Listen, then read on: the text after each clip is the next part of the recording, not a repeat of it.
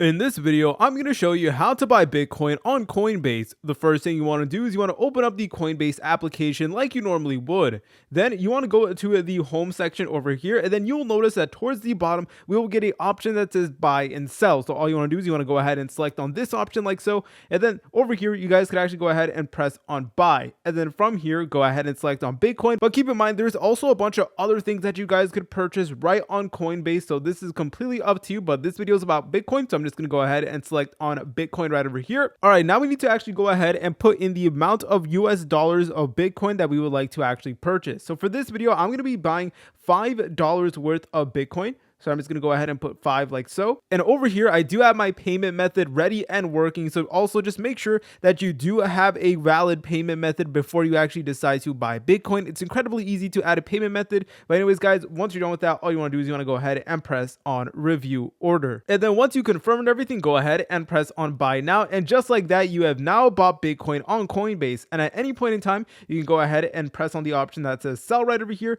And then you can go ahead and sell your Bitcoin. If you guys found this video helpful, make sure to leave a like and subscribe. I will see you in the next tutorial.